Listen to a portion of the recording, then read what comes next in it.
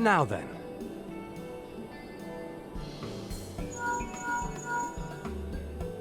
Tis I. The situation may be more complicated than we anticipated.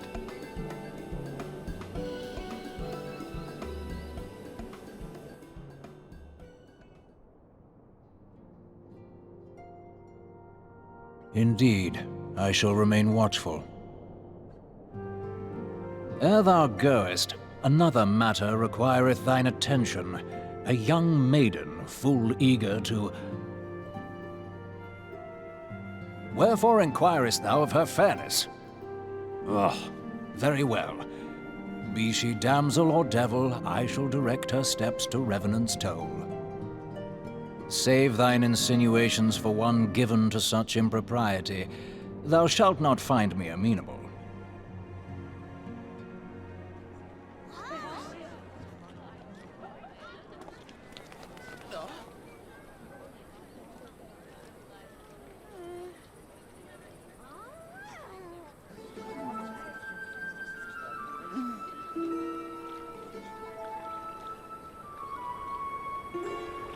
Far across the sea from the land of Domar have we traveled.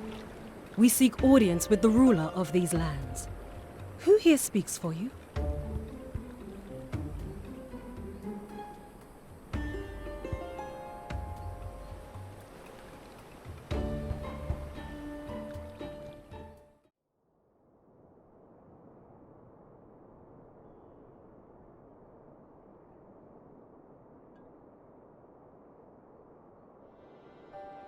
We have traveled some several thousand miles across the sea from the nation of Domar, in hopes that we might find sanctuary in these lands.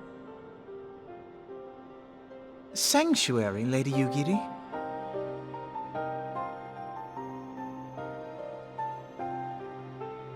Aye.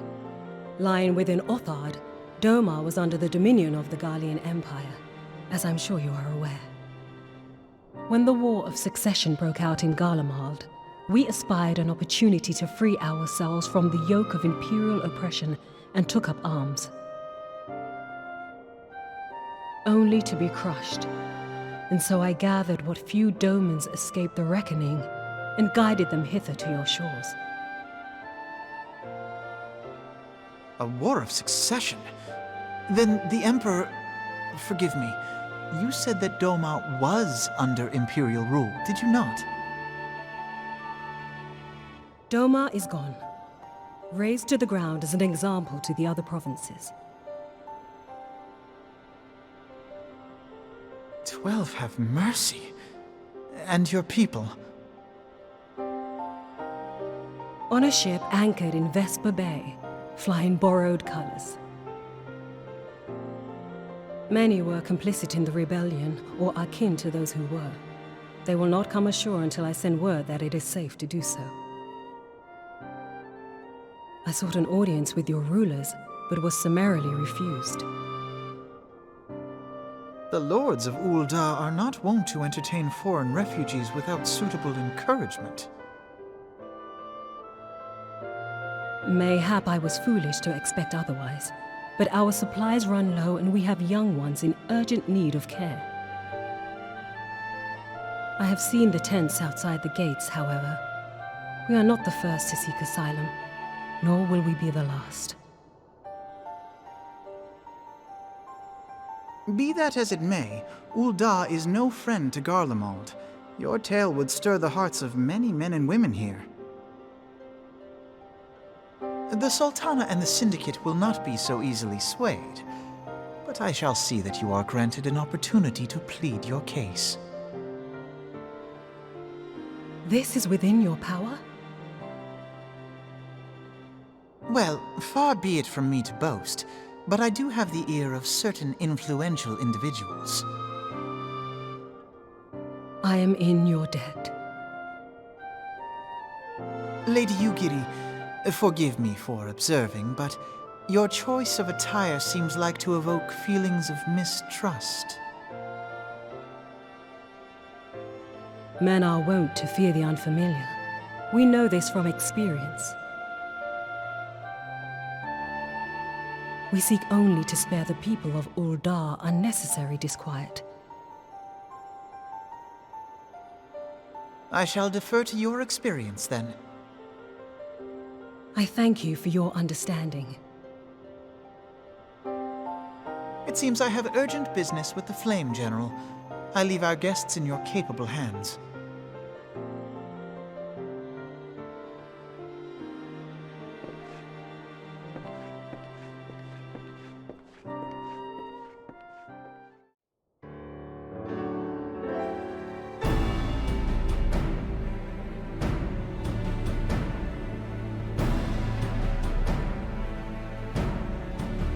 I, Ugiri of Domar, am honored to meet you at last, Your Grace. To mark this auspicious occasion, I should like to present to you the finest treasures our humble nation has to offer. Alas, the circumstances which have brought me here today have divested me of both time and dignity. I come before you as a pauper in direst need of aid, to request that you grant my people asylum. I, Nanamo, 17th in the line of Ul, welcome you to our city. Be at ease, Lady Ugiri. Although I myself have heard the tale of your misfortune, I would ask that you recount it once more for the benefit of the others here present. As you wish, Your Grace. For many years, my nation, Domar, suffered under the yoke of imperial rule, and my people yearned to be free. Thus, when a war of succession broke out in Garlemald, we sought to take advantage of the chaos and reclaim our liberty. Alas, our enemy proved less preoccupied than we had hoped, and our rebellion was put down in the most brutal fashion. Those who survived, how many do they number? More than 200 souls huddle within the cramped confines of our own galleon's hold. Yet this figure accounts for but one of a number of ships which escaped the Purge. It is my hope that you will allow us all to dwell within your walls. Should that prove unfeasible, however, I humbly ask that you accept as many of my people as your resources allow. Pray understand, we do not beg a boon, but propose instead an arrangement. We would serve as soldiers or tradesmen until our debt is repaid. What are the Syndicate's opinions on this matter? I, for one, think it's a marvelous idea. Lady Ugiri and her people strike me as an industrious lot, and there are parts of the city which have yet to be fully restored. If they are willing to work, I see no reason not to let them. The head of the Mirage Trust is not known for his generosity. He sees profit in this. I agree. That said, these are foreign refugees. To admit them would require a formal resolution. Shall we call a vote?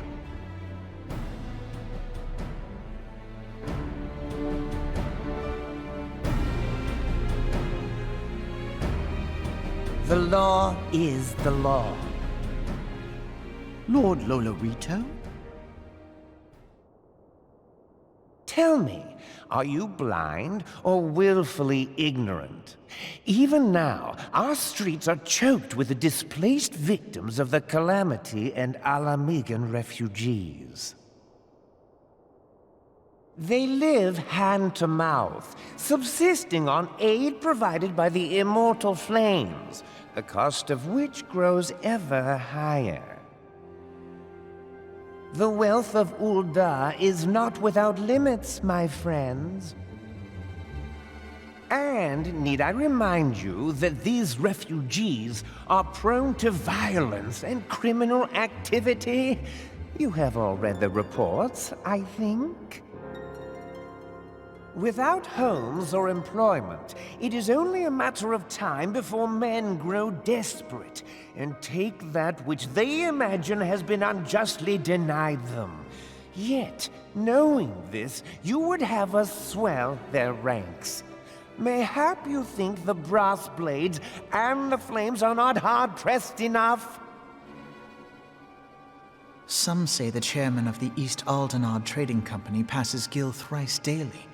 This may explain how he came to be the wealthiest man in Ul'dah. Or it may simply be that he's ruthless beyond reckoning. Surely the Sultanate can support the few hundred domins Lady Yugiri represents. That our resources have been taxed, I do not deny. But we are hardly in danger of financial collapse. I move that an exception be made. An exception, Your Grace? I am suddenly reminded of a similar debate some years ago regarding a number of Alamigan refugees, if memory serves. What were your words that day? Yes. The law is the law. And so our visitors remained in Little Alamigo. Mayhap our wise and benevolent Sultana would be so good as to enlighten us as to which other of our laws should not be upheld. Mind your tongue, Lolorito. My lord, I share your concern for the welfare of our great nation, but we must endeavor to take a longer view. You know as well as I that people can be a resource still more precious than Gil. Precious or not, they were never yet so reliable. And unlike those who frequent your establishment, I have no desire to gamble with my future. Uldah's greatest asset is, and has ever been, her material wealth. We risk this at our peril. One need only look to Teleji Adeleji's example for evidence of the danger in allowing sentiment to dictate policy. How far the vaunted Mirage have fallen, both in repute and profitability, since he began employing refugees. How I choose to conduct my affairs is not your concern, my lord. A proposal has been tabled.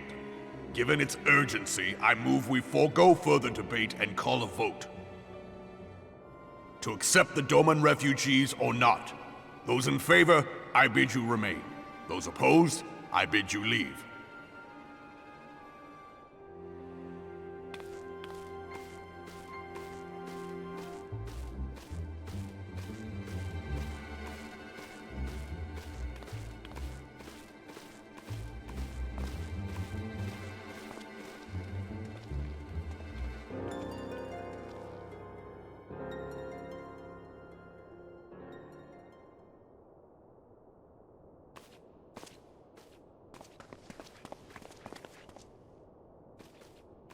Would that it were within my power to welcome you and your people, Lady Yugiri. As you have observed, however, my authority in such matters is regrettably limited. Without the consent of the Syndicate, I cannot act.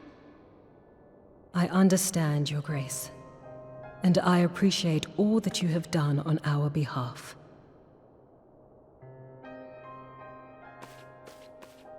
The nerve of the man! If that bastard had not forsaken the eastern trade route, Little Alamigo would now be thriving. Oh, that you should have traveled so far under such dire circumstances, only to be refused in this manner is utterly unconscionable. Pray, accept my sincerest apologies.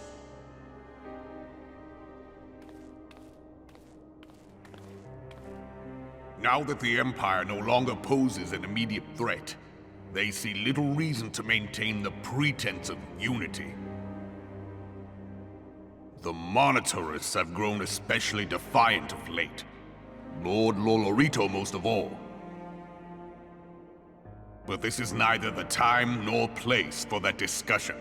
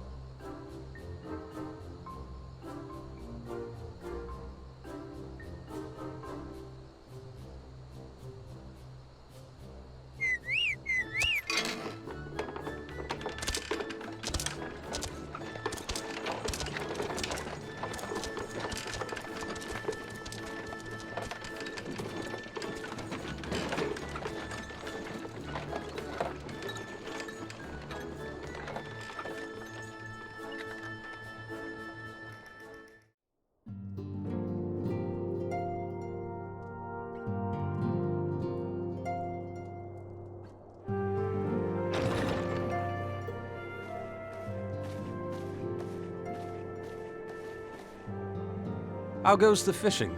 Caught anything slippery? Aye. Our suspicions were well founded.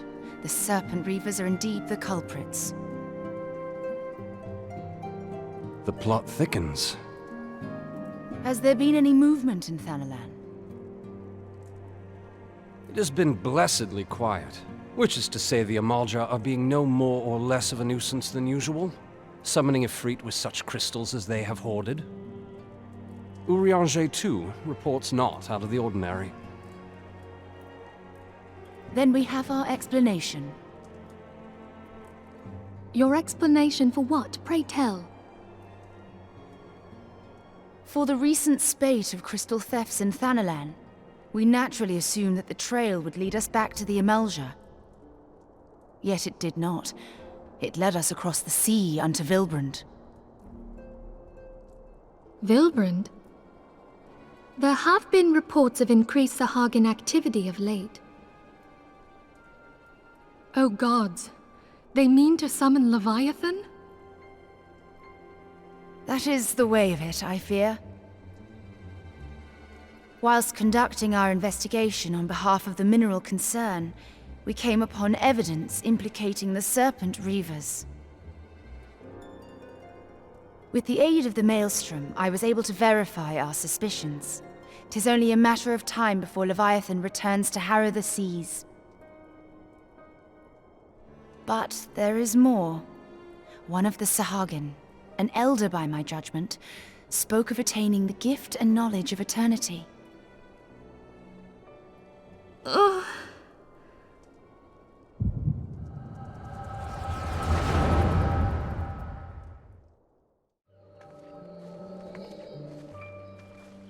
Such a disturbance in the ether.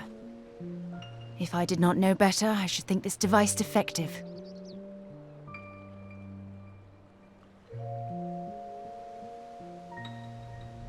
And there is the explanation.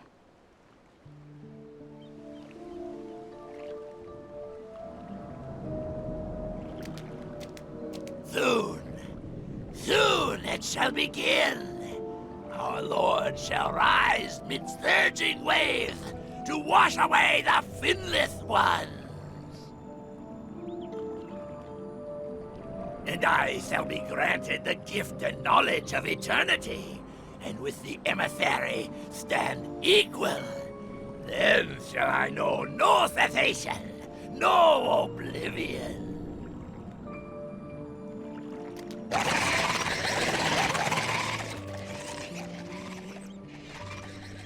Whence comes this promise of immortality?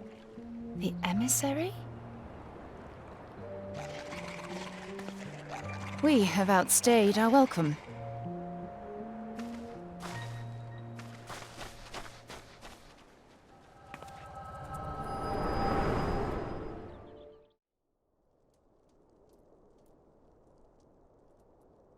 The gift and knowledge. Are the two of you quite well? You shared that vision, did you not? Even before the Sahagin made mention of the emissary, I recognized Elidibus's words. He is behind this. But surely it is not within his power to grant the echo. My lady, unless we act swiftly, Leviathan will rise again.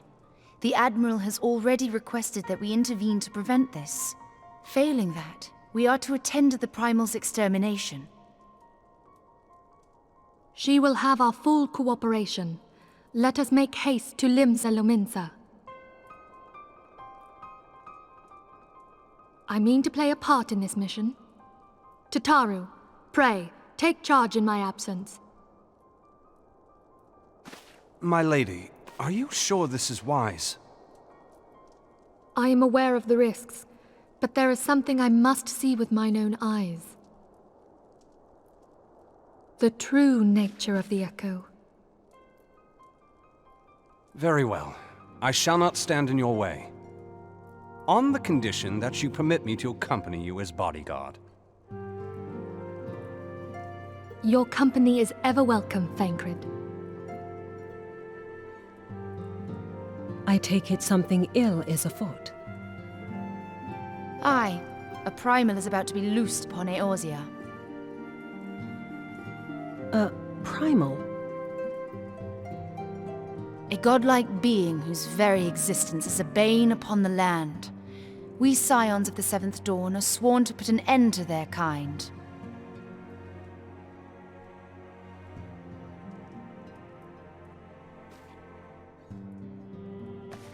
I see. Know then that I am learned in the arts of war. In return for the kindness you have shown my people, I would lend you my blade. It would be most welcome. When contending with a primal, one can never have too many able allies. If you crave a more intimate understanding of the problems facing Eorzea, this experience is like to provide it. Be sure to come well prepared.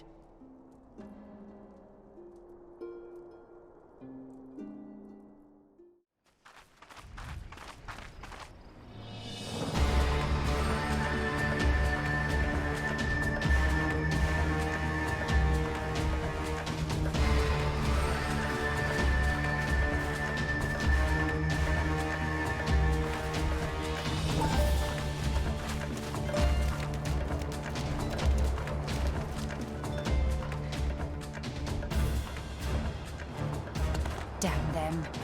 They have made thralls of soldiers and civilians both.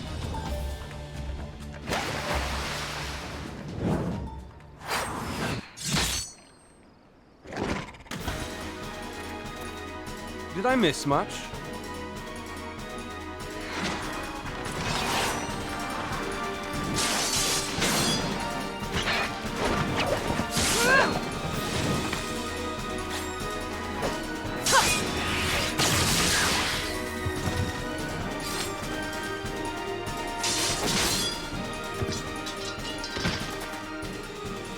So that is how you fight in the Far East.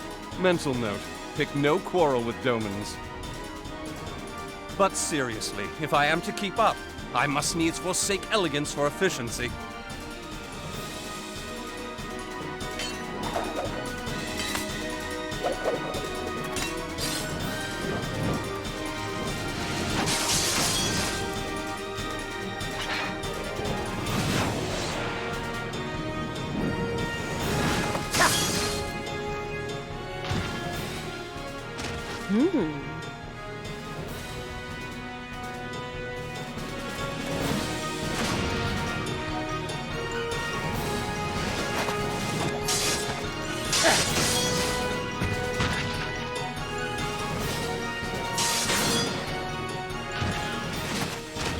To the Aetheryte!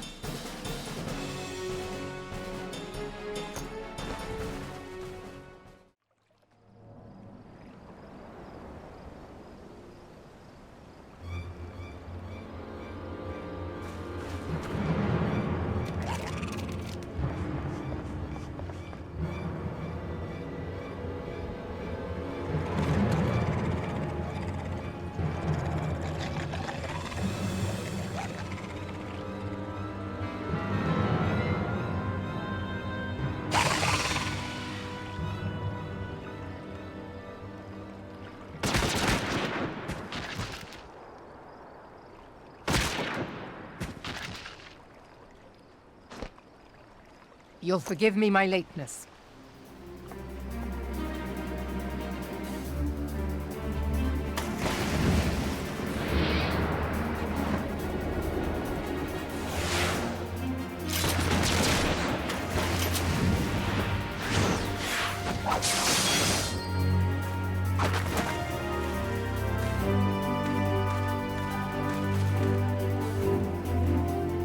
I've been something of a liability of late, I know. 'Tis high time I set about making amends.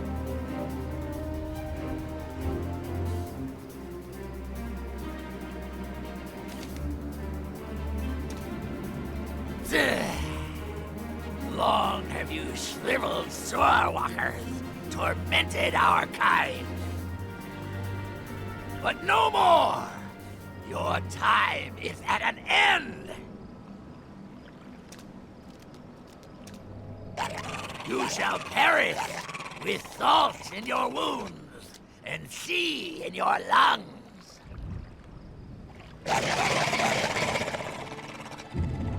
Lord of the world, hearken to our plea.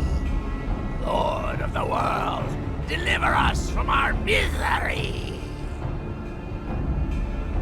Do you feel that?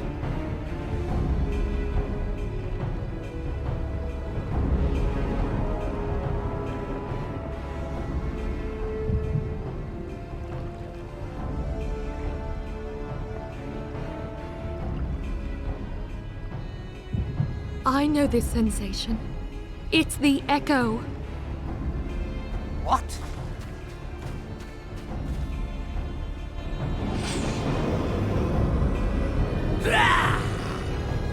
Such power! It is transcendent!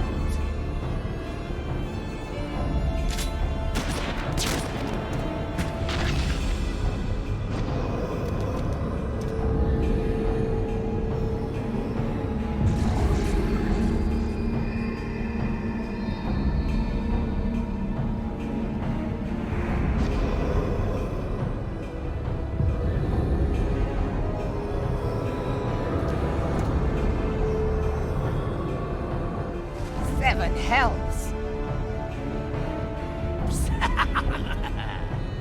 Strike me down if you will. It is futile! I have mastered the gift. I am eternal!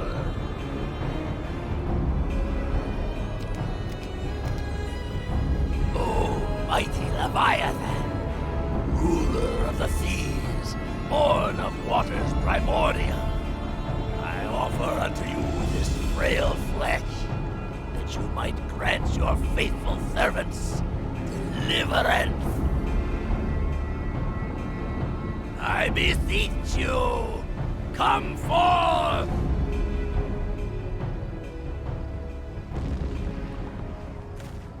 Die, damn you!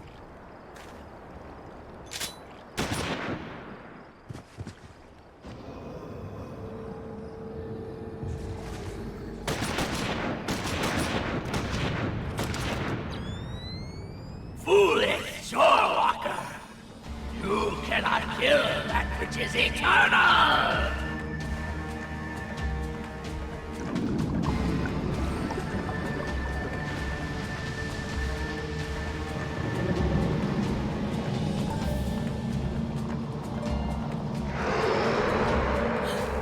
Heavens forfend. Damn it all!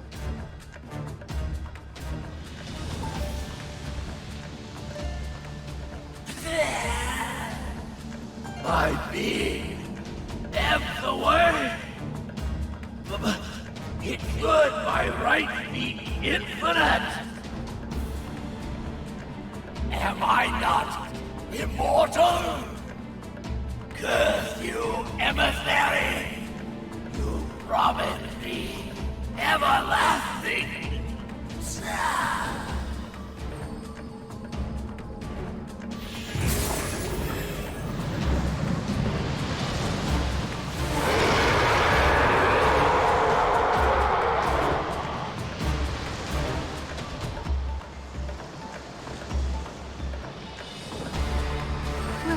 Where did he go?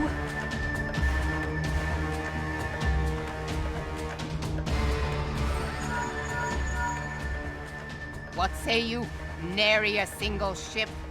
Hells take that sea demon! Gather the survivors and get to shore.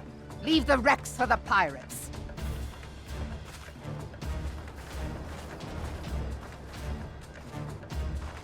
Leviathan wastes no time. The diversionary squadron is lost.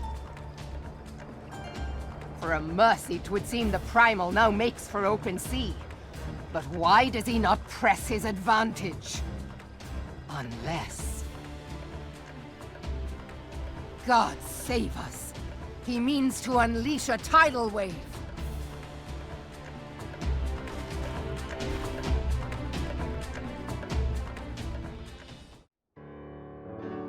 There used to be a hamlet beyond South Tidegate in western Lanosha. Hearthstone, 'twas called. Some years prior to the Maelstrom's founding, Leviathan rose from the briny depths and set about unleashing watery hell upon us. On that occasion, the Company of Heroes put him down before he could do too much damage. But when the bastard came next, this time in the wake of the calamity, we were not so fortunate.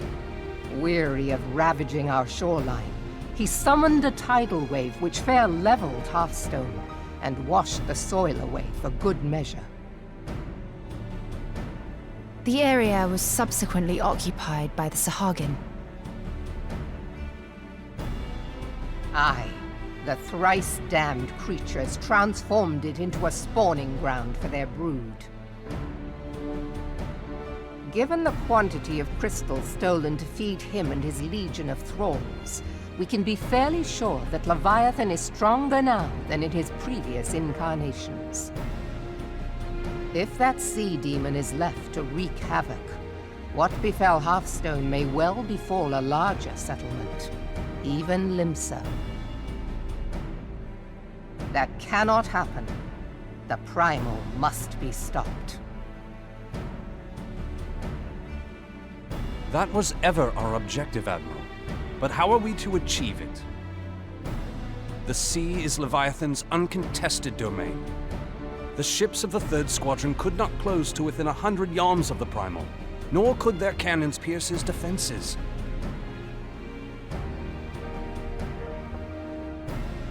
I have read the reports, Master Thancred. Our warships may as well have been bloody pleasure barges for all the good they did. 7 hells! Is there no way that we might strike back?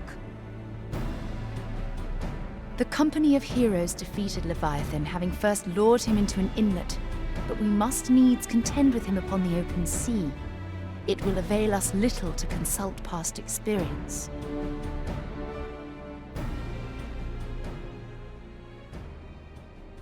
Admiral, if I may. Speak freely, Marshal. By all accounts, Leviathan's most formidable weapon is the very sea itself. Waves and whirlpools, tides and currents, all these things are his to command. The key to victory, I believe, lies in disarming our foe. This, in effect, is what the Company of Heroes achieved with their ruse. We cannot lure Leviathan from the sea a second time. But what if we could weaken his hold upon the element of water?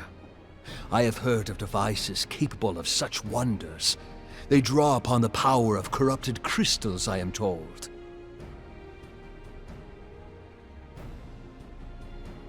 If mounted upon a ship, such a device might be used to prevent Leviathan from bringing the full force of the sea to bear against us, rendering him no more dangerous than any other sea serpent.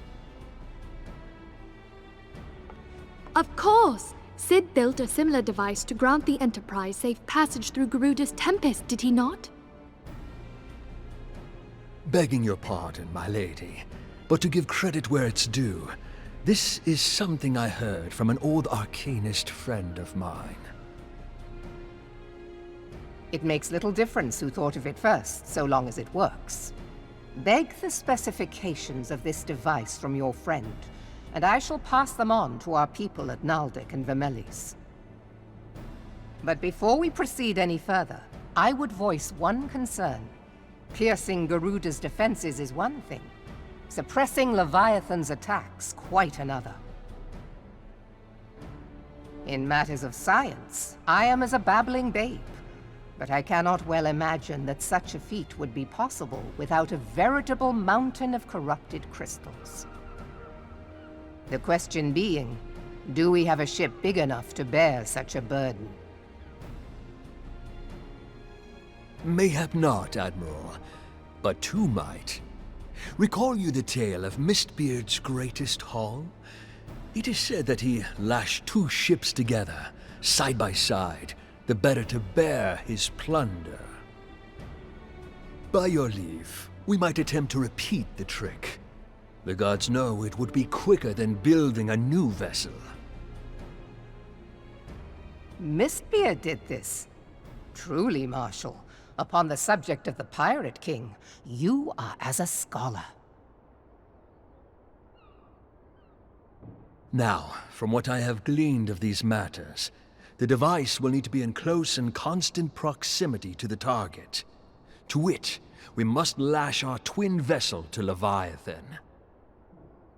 This in itself will be no small feat. Ramming speed will be required, but given the weight of the cargo, that will only be attainable with the aid of a towing vessel.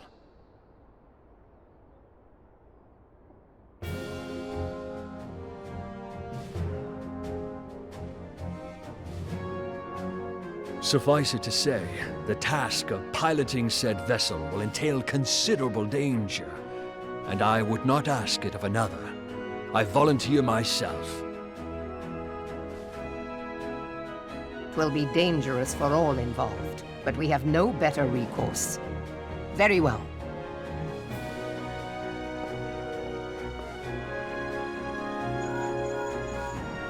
Commodore, assemble the remnants of the fleet at Morabee Bay. Give priority to our soundest vessels. The repairs can wait.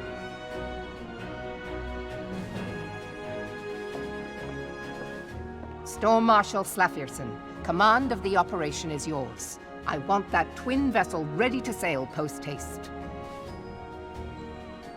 At once, Admiral.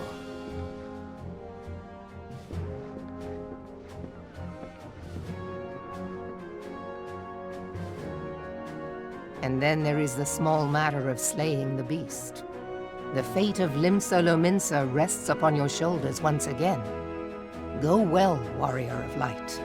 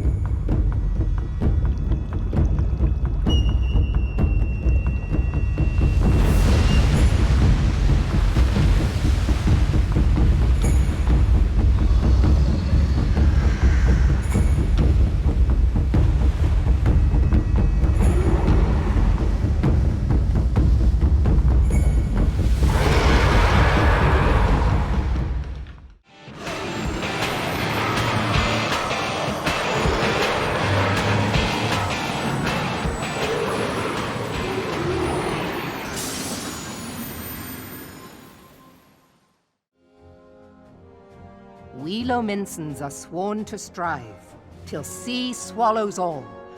And swallow all it would have, had Leviathan prevailed. That we still strive now, we owe in no small part to you. Not for the first time, you have delivered Limsa Lominsa from the wrath of a primal. Never has our nation known a stouter ally. On behalf of my people, I give you my humblest thanks.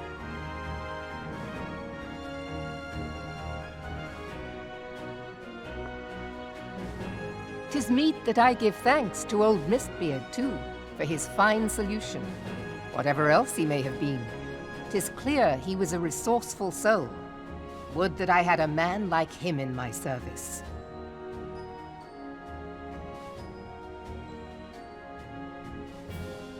Before I set foot in these lands, I had no inkling that the people of Eorzea contended with such mighty foes. Suffice it to say, their existence came as something of a shock, as did the idea that they could be defeated. This experience has served to remind me of the vastness of the world and the boundless potential of man. Though I am but a refugee in this realm, I would fain be of use to you in your fight. Know that I am tutored in one of the foremost combat arts of the Far East. It may seem outlandish to the Eorzean eye, but should any of your people care to learn, I would be pleased to initiate them. And I will see to it that they are grateful. I have no doubt that your knowledge and skills will serve us well. Besides, your art is not so outlandish as you think. Would you not agree, Master Thancred? Naught escapes your searching eye, Admiral. Few are privy to this information, but Limsa Lominsa is home to a certain secret fraternity. Its members are trained in a form of combat not unlike your own. By my judgment, it should not be beyond such individuals to adapt to the techniques I witnessed you employing with such admirable deftness. I am heartened to hear this. I too noted a kinship between your style and mine own, though it seemed to me that you fought differently in the beginning. I suppose I did. What can I say? I'm a man of many talents. Though you may labor to believe it, Thancred was once something of a scoundrel who fraternized with the criminal class in these parts. Yestola! You jest, of course. But for a chance encounter with Alphino's grandsire, he might never have left Limsa Lominsa, or received an education in Sharlayan, or taken up his post in Uldar, which is where he trained in the blade, lest you wonder.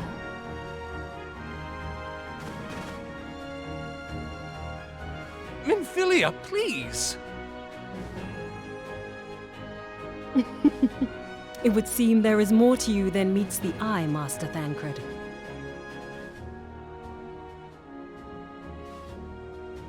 Lady Yugiri, I am told that you and yours came to Eorzea seeking permanent resettlement, and that many domins have since been engaged as frontier hands at Revenant's Toll. Moderna is many things, but a place of refuge it is not. Know that I would like nothing better than to furnish your people with a new home here on Lominsan soil. Alas, racked by instability as we are, our nation is in no fit state to take you in.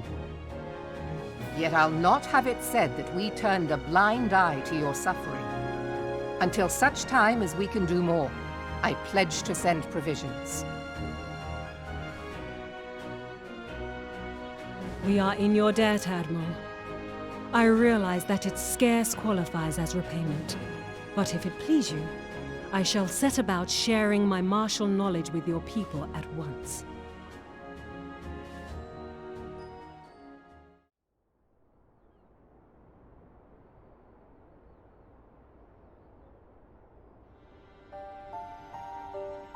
You wished a word in private.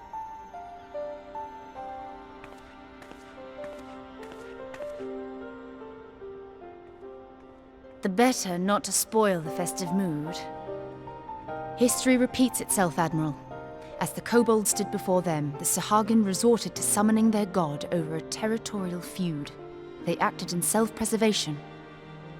It may be that the Sahagin initiated this particular clash, but how it begins does not interest me so much as how it ends.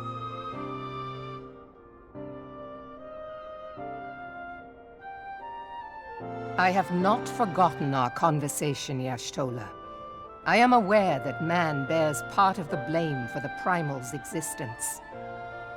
Nor am I ignorant of the Sahagins' reason for acting. They sought to secure a place to breed and multiply that their kind might survive. Self-preservation, as you say. But we have as much right to live and thrive as they.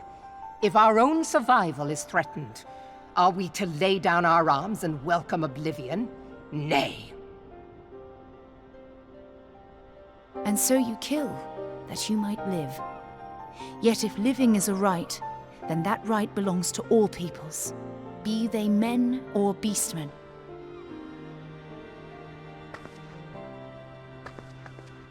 I'll not deny your reasoning.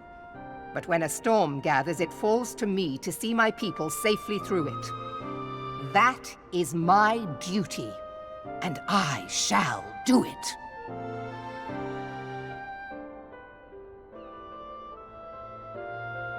As must we all, Admiral. Stay the course, then. But know that it will lead to no good end.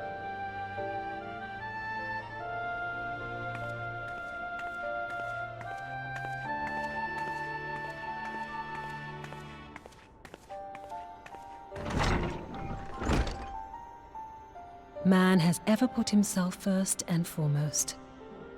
To justify his actions, he clads himself in the armor of righteousness, though it be a fancy of his own making. In this, mayhap the Garleans and we Domans are not so different.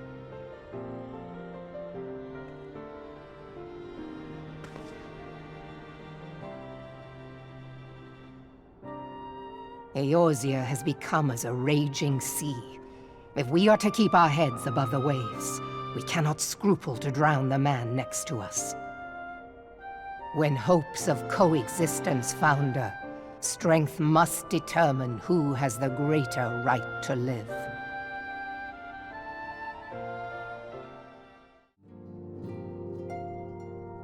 I have been reflecting upon the events which took place during our visit to Vilbrand. If you have a moment, I would share my conclusions with you. Please, bear with me. When the Sahagin Elder summoned Leviathan, he employed the power we have come to know as the Echo. Though I cannot well explain the how of it, it would seem he became immortal in so doing. When the Admiral subsequently slew him, his spirit emerged from his lifeless flesh, a consciousness shorn of physical form. Thus transfigured, he took up residence in the body of his minion with the ease of a man donning a favorite glove. Long have I known that the Echo allows one to pass through the walls of a man's soul. But never did I imagine that it could free us from our own flesh, nor less that our souls could then occupy the next corporeal vessel to take our fancy. It was of this that Elidibus spoke, an existence which knows neither cessation nor oblivion. And yet, though the Sahagin had mastered his gift and thereby become immortal, he was by no means invulnerable. As we both bore witness, he was ultimately absorbed into Leviathan. And the import of this observation? If the Ascians' mode of existence is indeed the same, it can be inferred that they too are not invulnerable, that they can be destroyed.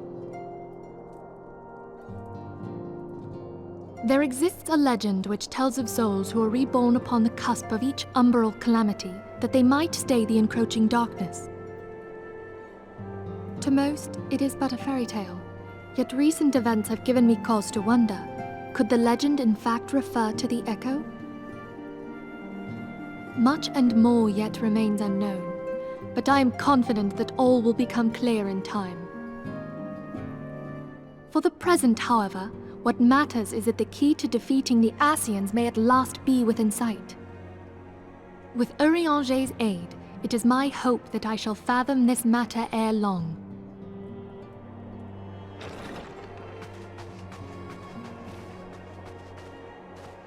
Oh, I was just about to send for you, my friend. Is Artemis? Grave tidings from the Sharlayan motherland, my lady. It doth concern our distant allies, the students of Baldessian. What of them? My lady, the Isle of Val, which for many years hath been the Order's home, is no more. No more? Whatever do you mean?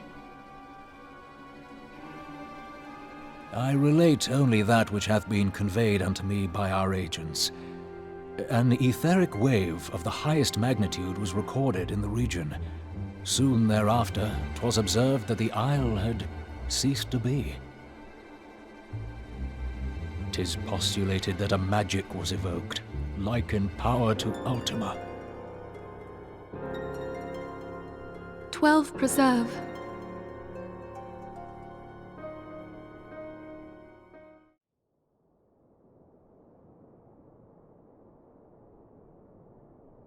If there are no other matters, I move that today's meeting be adjourned.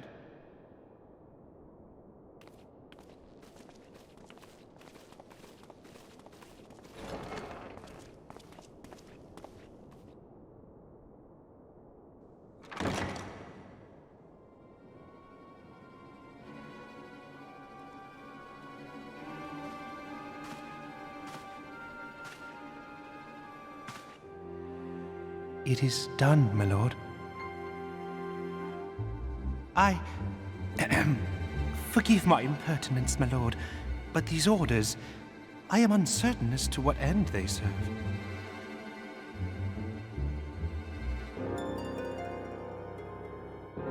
Revolution.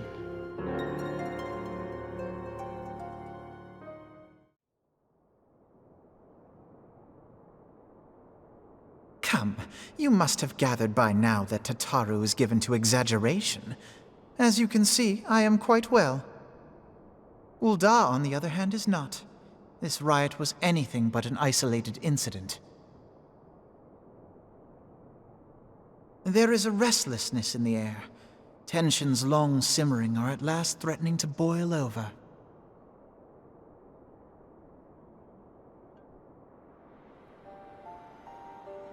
Ul'dah is a nation infamous for the great disparity between the wealthy and the poor.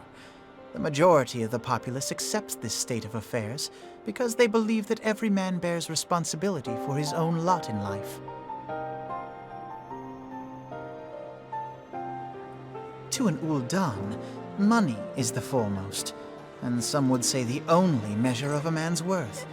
Small wonder that the wealthiest wield the greatest influence.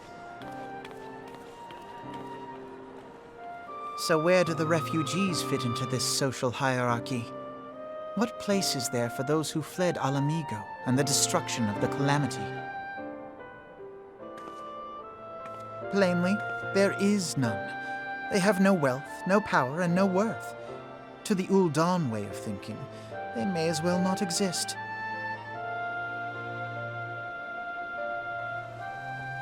Choosing to ignore their existence, however, is patently not an option. General Rauban and the Sultana understand this, which is why they ordered the Immortal Flames to provide the refugees aid and succor. Yet none would dispute that the expenses incurred by this policy grow by the day, with no end in sight.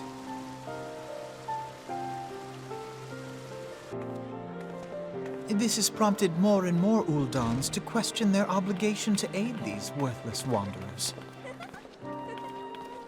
While more and more refugees have come to resent their treatment at the hands of the sneering citizenry.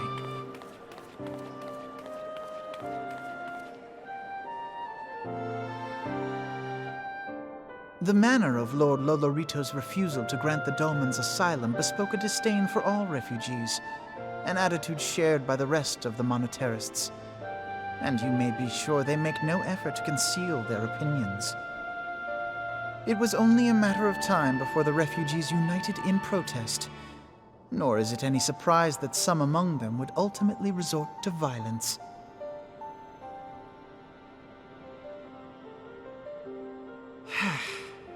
That the Immortal Flames should choose this of all occasions to engage in joint training exercises with the other Grand Companies. By the time they return, the situation may well have deteriorated beyond mending.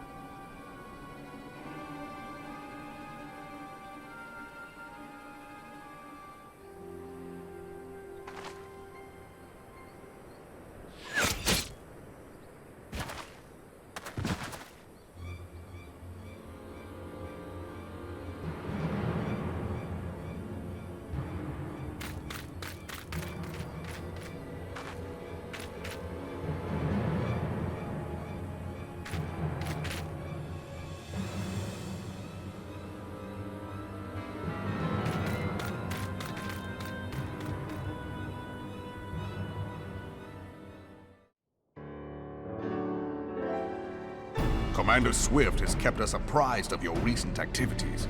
You've made great strides towards quelling the violence. Despite our best efforts to determine what provoked this uprising, the truth continues to elude us. Have you uncovered aught which might shed some light on the mystery?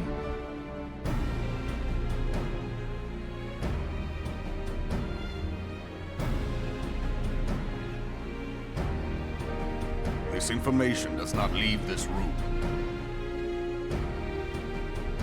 The Syndicate's decision to reject the Doman refugees' appeal for asylum had lasting repercussions. A number of those displaced by the Calamity claimed it was proof of a policy of discrimination.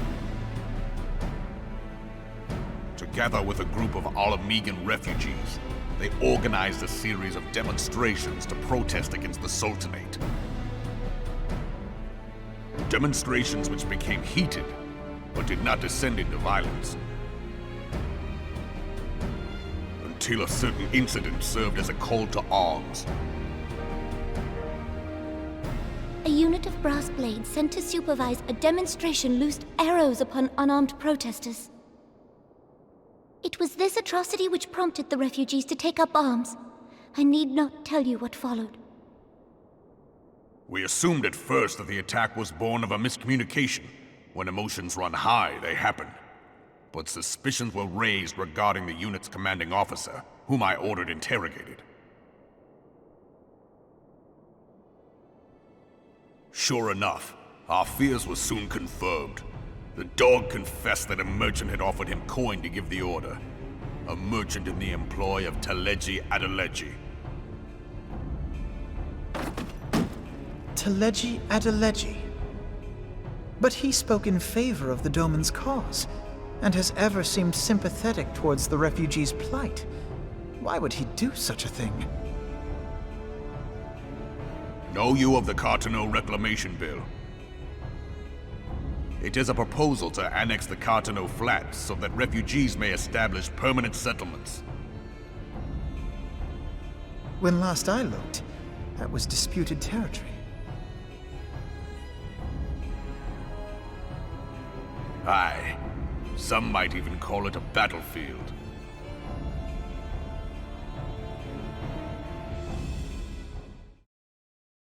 The destruction wrought by Bahamut was greatest at the Cartano Flats. That much is common knowledge. What is less well known is that his rampage laid bare ancient Alagon ruins, of which no record existed. There are certain differences of opinion as to how these ruins should be handled, which is why each nation maintains a military presence in the region to this day. Yet differ though we may, we are still allies. Therefore, in the interest of preserving the Eorzean alliance, we have reached an agreement.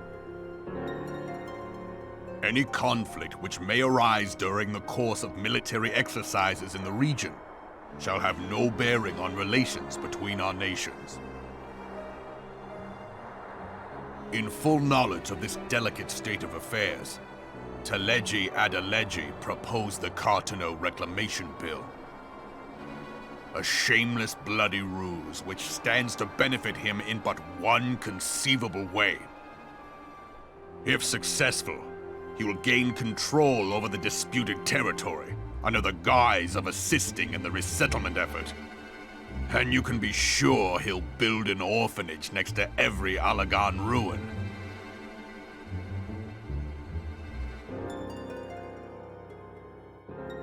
The man would threaten the unity of the Eorzean alliance and risk countless lives for personal gain. He walks a path all his own, independent of any faction and beholden to none of his fellows on the Syndicate. By inciting the less fortunate to violence, he hopes to convince others that the Cartano Reclamation Bill is the only viable solution. His sympathy for the plight of the Domans was not but posturing to gain credibility with the refugees. Of that there can be no doubt.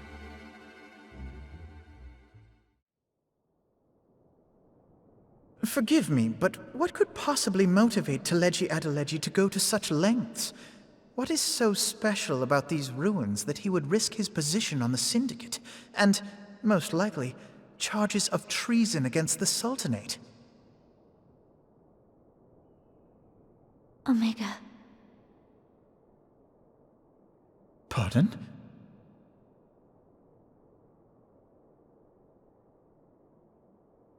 An Allagan monstrosity, not unlike the Ultima weapon. Mayhap larger, we know not. It has yet to be fully excavated. Allagan inscriptions indicate that it was created to fell Bahamut himself. If accurate, it might explain why Nael Van Darnus chose to bring the Red Moon down upon the Cartano Flats. Given the ends he went to ensure Eorzea's annihilation, destroying the one weapon which could stay the Elder Primal may well have seemed like good sense.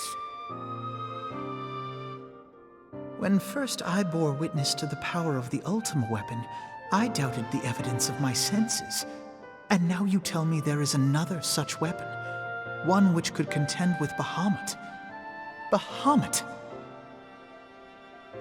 Aye, we were skeptical ourselves. Truth be told, until the Ultima weapon's existence came to light, we thought the inscription had been mistranslated. At present, Omega is more akin to a fossil than a tool of war, having long since ceased to function. As such, its true potential cannot accurately be gauged. However, if someone were to restore it, as the Garleans did the Ultima weapon, I have little doubt that he would wield untold power. Power enough to subjugate Uldar like as not, and the rest of Eorzea besides, which is doubtless why WingedAsarath yearns to have it. That he should aspire to world domination. He who has ever walked 2 paces behind Lord Lolorito in matters of commerce. 'Tis in acknowledgement of his own limitations that he seeks this power. Woe betide us all should we allow him to have it.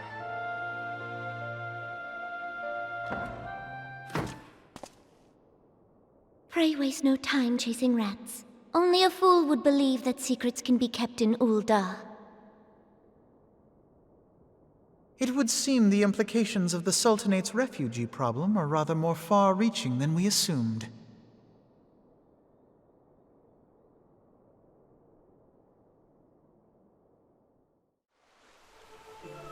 Scions of the 7th Dawn, on behalf of the people of Gridania, I bid you welcome. Your presence is of great comfort to us all in these days of uncertainty.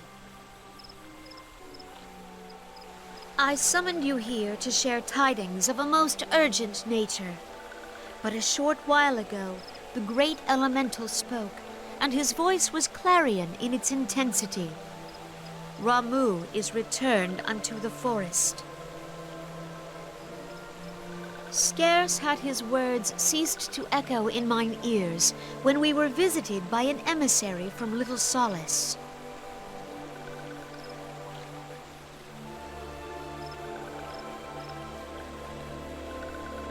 Our guest informs us that the sylphs too have sensed the presence of the Lord of Levin.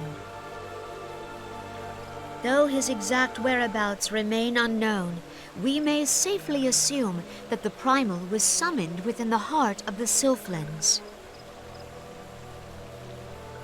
Unlike the other primals you have encountered, Lord Ramuh is no raging avatar of destruction. He is revered as much for his wisdom as his strength, serving as both arbiter and guardian to his children. Given that we and the Sylphs found a way to share the Twelveswood, it is my hope that this sagely immortal will be amenable to reason, and that conflict may be avoided. Blessed as you are with the power of the Echo, you are one of the few among us who may commune with a primal without fear of influence. I would ask, therefore, that you represent us in this most delicate of negotiations.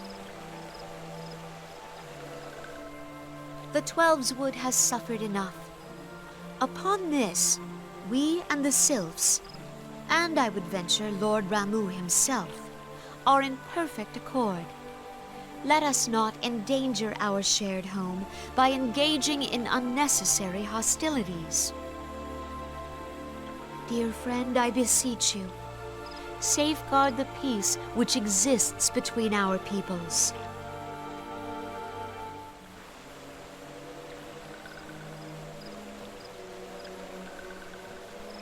You have my thanks.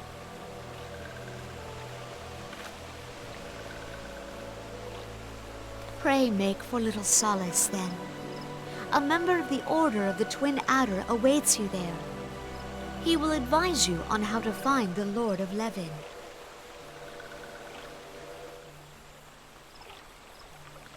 An ill wind blows through the forest. Yet, it is not only the Twelveswood that flinches at its coming. All the lands of Eorzea shiver in dread anticipation. Have care.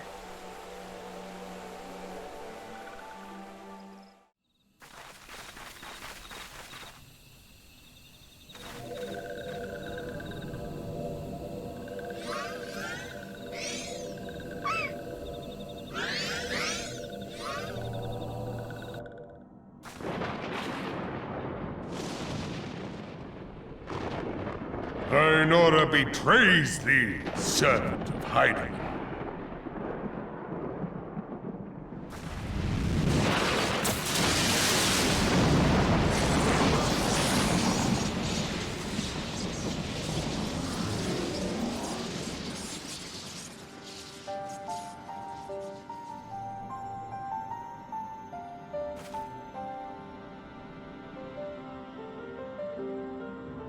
Thou art the bringer of light, bane of Ifrit, Titan, Garuda, and Leviathan. I am Ramuh, guardian of the children of the forest. Thou tramplest upon sacred soil, bringer of light. By what right doth man intrude in this sanctuary of the sylphs?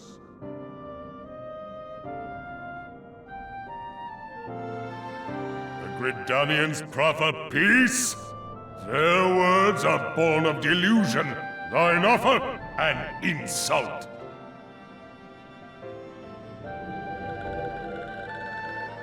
Thou speakest of harmony, yet carest naught for my children's desires.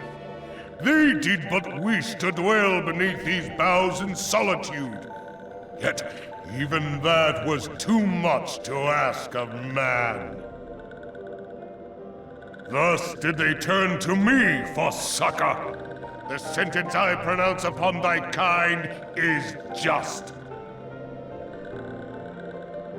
Gridanian or Garlean, it matters not.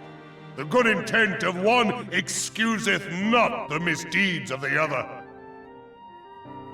Thy conflicts have brought naught but anguish and misery unto the forest.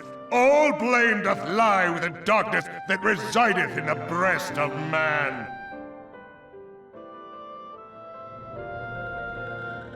Whence sprung this calamitous seed? In the beginning no such duality existed. Were light and dark given form when man was born? It would explain much, not least why strife and sorrow follow ever in thy wake. Thou canst not deny the urgings of thine own nature. Knowing that thy mere presence here portendeth tragedy, wilt thou persist in this pretense of peacemaking?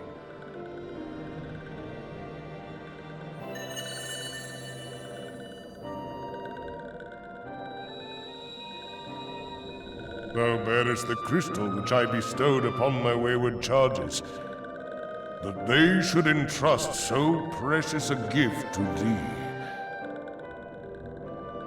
Thou standest apart from thy kin. Thou art the bringer of light, aye, but there is something more in thee. Very well. I shall consider thy proposal, shouldst thou survive my trial. If thou wouldst champion the cause of harmony, I must have proof that thou art fit to play the role. Wither mine ire, and prove to me thereby that thou hast strength enough to stay the darkness which threateneth to consume thee. Yet if thou shouldst be found wanting, know that all men shall perish in the storm of my judgment.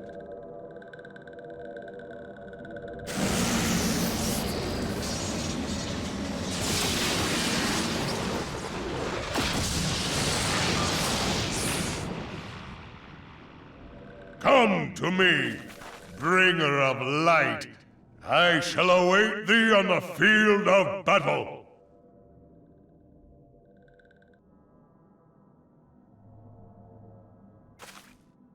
Urianger, it is rare indeed to find you so far from a tome.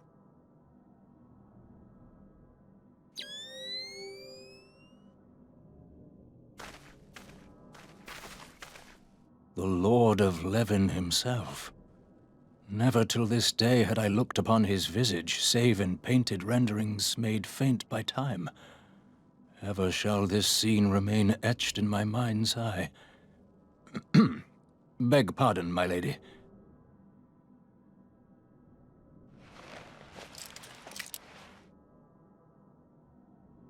I must beg thine aid on a point of research. If thou art resolved to face Lord Ramuh, I would ask thy leave to observe the event.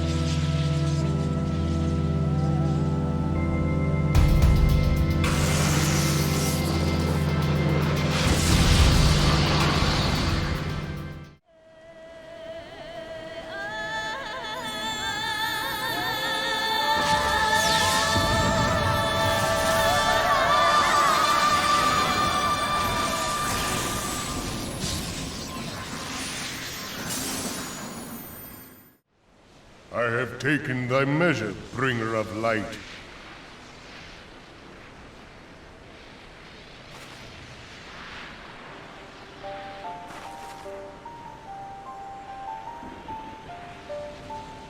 And I judge thee a worthy champion. The task of excising the sin that hath taken root in man's heart is thine. Shrink not from employing thy strength in service to the forest and the wider realm beyond. Like hungering shadows do the enemies of harmony gather, and meekness will but feed them. If man is to be delivered from the dark, it shall be by thy guiding light alone. Stray not from the path, for if thou dost, thy people shall be truly lost.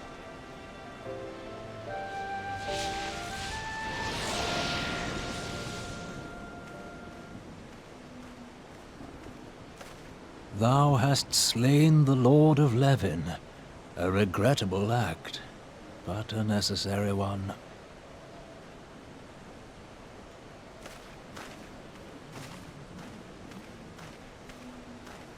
In witnessing thy struggle, a truth hath been revealed unto me.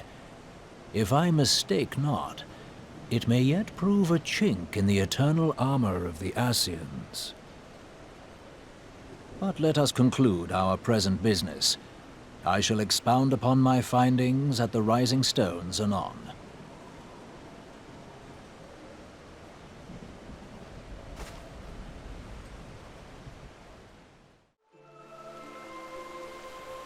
You are returned to us, dear friend, and none the worse for bearing the heavy burden which I did press upon you. Most glad am I of this. I am informed that your efforts to negotiate a peace with Lord Ramuh ended in conflict. Pray tell me, what befell?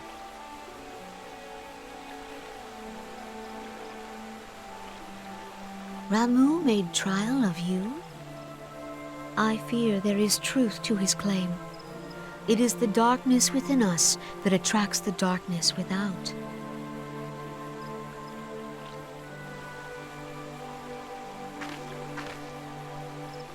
It cannot be denied that misfortune follows man. For evidence, one need only look to the conflict brewing in Cartano, or to the rising flood of refugees. Our shared struggle against the Empire should have served to seal our union. Yet the ties which bind the Alliance strain under the weight of gross self-interest. As the scars of the calamity begin to fade, so too does our sense of common purpose. Yet now is scarce the time to forget our shared responsibility. If this new-sprung realm is to survive beyond its infancy, it must needs be nurtured by all. Eorzea must be as one. Yet I fear that dream is still far off.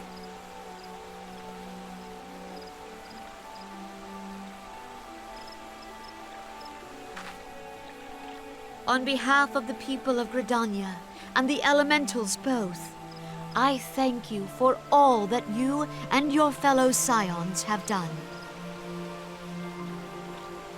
Full oft have I been compelled to look to you for aid of late, and offered all too little in return.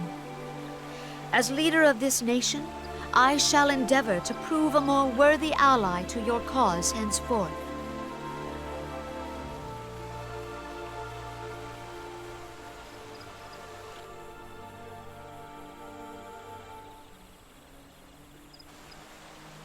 Lord Ramuh has departed, yet the keening of this ill wind grows no less insistent.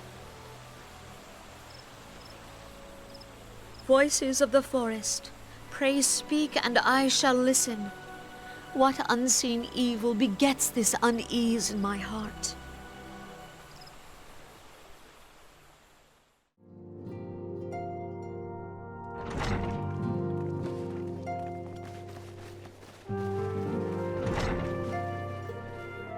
If everyone is ready, let us begin. Urianger, the floor is yours.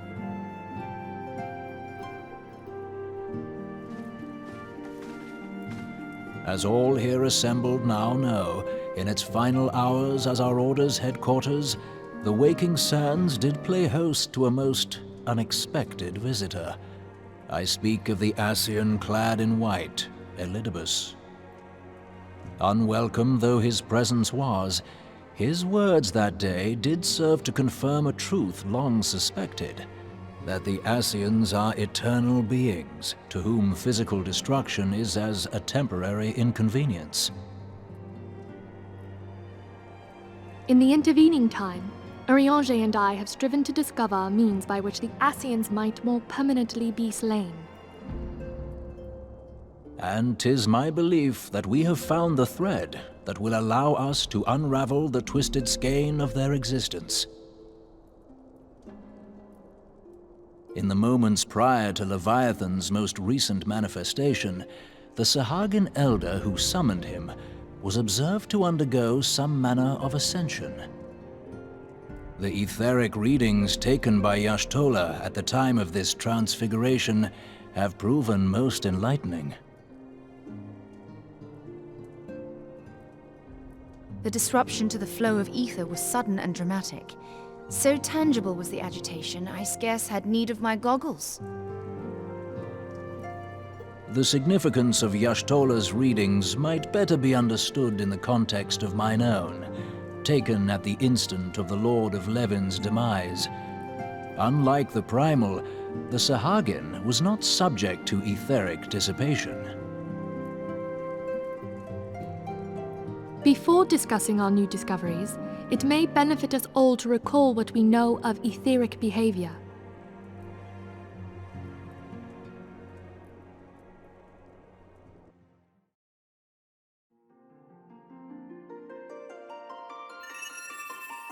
Let us begin at what some might call the end. When we who dwell in the material realm die, our spirits dissolve into the flow of ether and are returned to the ethereal realm. In turn, the restless energy which suffuses that plane streams back into our world, giving rise to new life. 'Tis as the heavens did decree, the way of all mortal souls. Twixt this world and the next do the ethereal currents swirl, bearing the very essence of life. Thus doth the cycle of birth, death, and rebirth continue unabated.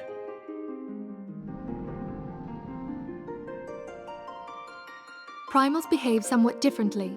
In order to manifest and then maintain a physical presence in this realm, they must consume vast quantities of ether, most often in the form of crystals. Though they may seem to live, their flesh is but ether given shape.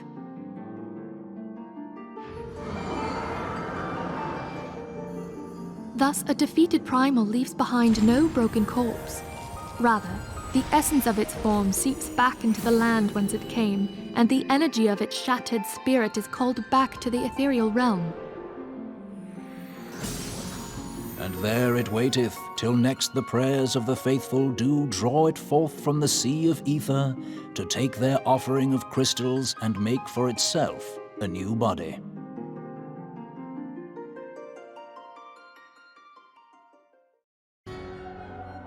Which brings us on to the third group, the so-called immortals. They exist in a manner all their own. Quite. Even as the Sahagin elder fell to the Admiral's musket shot, I witnessed the release of an ethereal cloud, which immediately took possession of a nearby minion.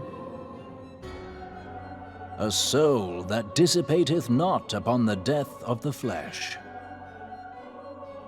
The secret of life everlasting, and in the claws of a Sahagin no less. But I wonder, what would happen to one of these obstinate spirits should there be no suitable host for it to claim? If mortal death entails a return to the ethereal realm, it seems doubtful that the soul of an immortal would venture there. Nay, it merely withdraweth the distance, Unto the shore of the ethereal sea, perchance, but no further. Yes, it exists in neither this realm nor the next, abiding instead in the space that lies between them. The Ascians took control of Thancred by means of a crystal of darkness, an artifact which, if our theories are correct, serves as a gateway to the place I have just described. I was hoping people had forgotten about that. I am sorry, my friend. For a mercy, the weary road of our research hath brought us unto an answer. The Sahagin ascended to an immortal state, but he did not possess a crystal of darkness through which to flee this realm. Thus was he consumed by Leviathan. If we could entrap the spirits of defeated Ascians in like manner, and thereby deny them resurrection,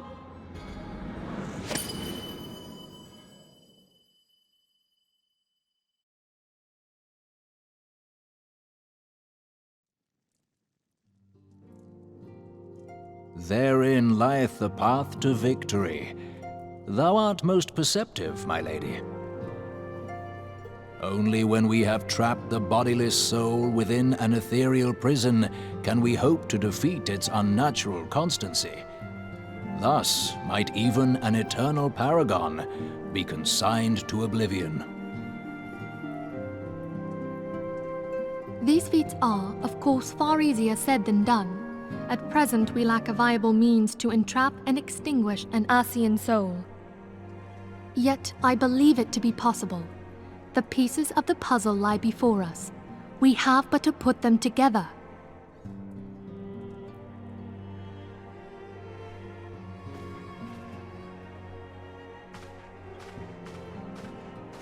I will depart at once to convene with the sages of Sharlayan. Together shall we divine the steps by which our goals may be achieved. I have the utmost faith in you, Archon.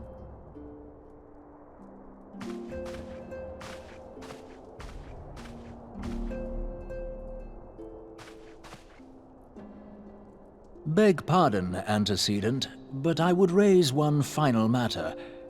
Even now, a Sharlayan survey party seeketh to ascertain the fate of the students of Baldessian. Their findings shall soon be known to us. Though you harbor feelings of dread, I bid you surrender not to sorrow, but abide instead in hopeful prayer. I shall, Archon. Thank you.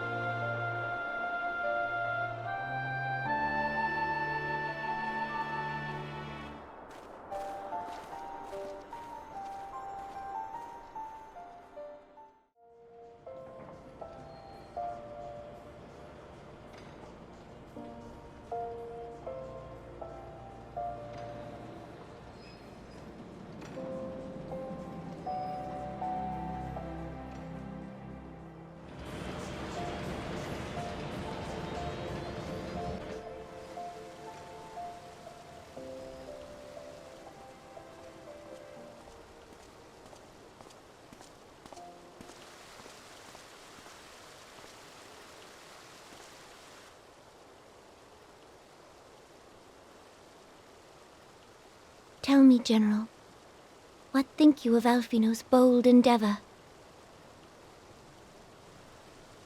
I think it is more than bold, Your Grace. His organization would pave the way for a united Eorzea. Well do I understand his impatience, since facing the common threat of the Ultima weapon, our nations have seemed farther apart, not closer together.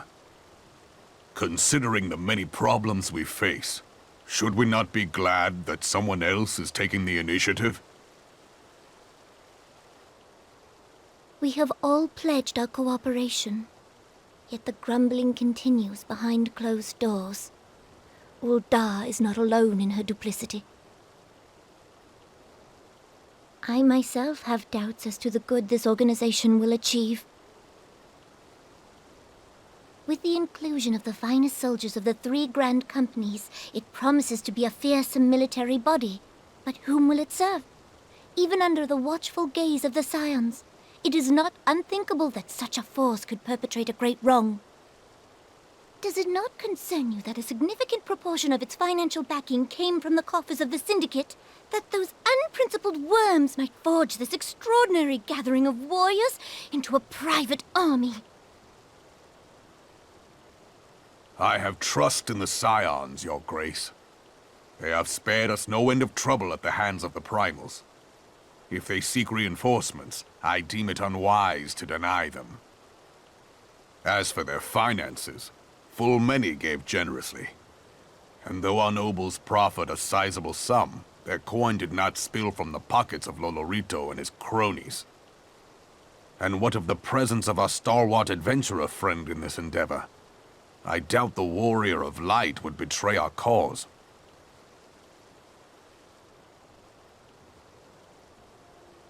Yes, there is that, I suppose. Yet I have known people to change. Whether we will or no, the events of the age hurl us this way and that, like a dust devil skipping across the sands.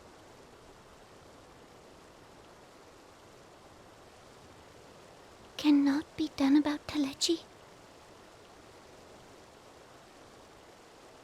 I have explored all avenues available to us, Your Grace.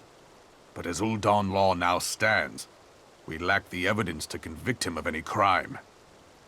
To arrest him on spurious grounds would only play into his hands.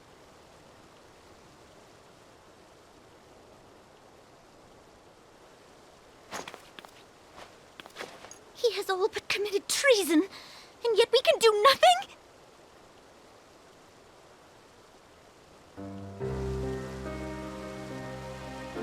Then what good our government? What worth the royal house? How deplorable this mockery of justice!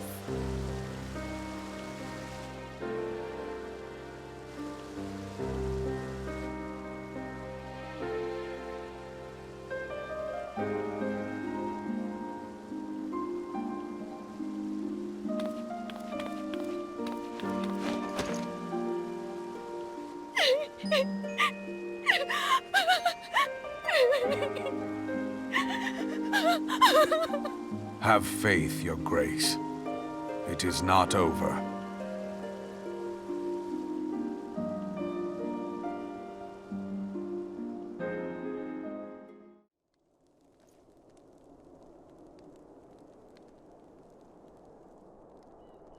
The incident with the new frontier hands?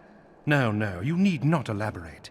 I have been following their progress with no small amount of interest.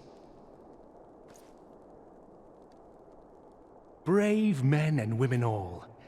They do our nation a great service. The existence of a fortified outpost in Mordona will do much to dissuade the Empire from trespassing on Kurthus soil. Right glad am I that you have chosen to lend your support to this endeavor. Never let it be said that House Fortom does not acknowledge the efforts of her allies, or her debts. 'Twas in the spirit of gratitude that I arranged for sundry supplies to be delivered to Revenant's Toll.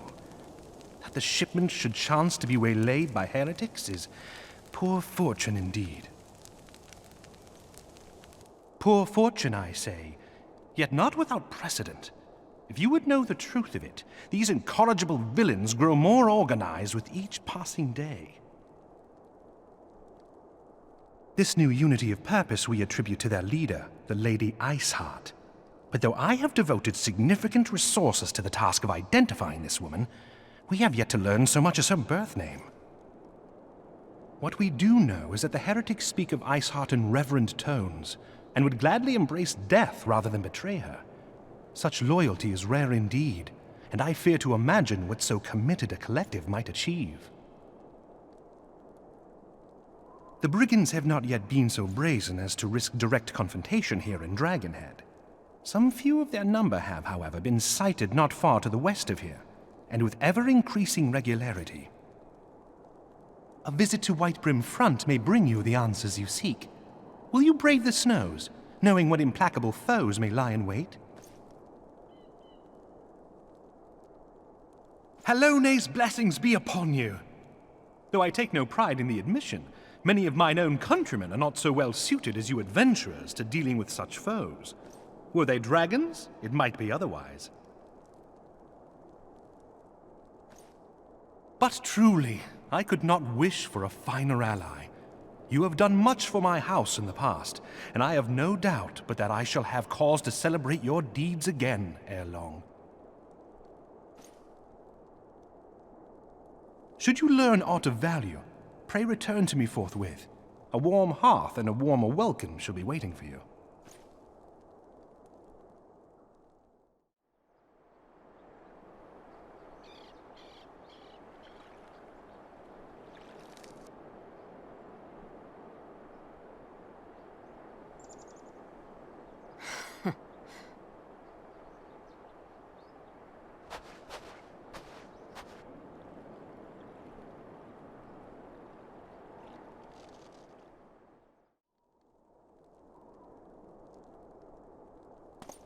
Your return is most timely. Of their own accord, my thoughts had turned to your task and the progress thereof. I confess, my imaginings tended toward the grim and bloody.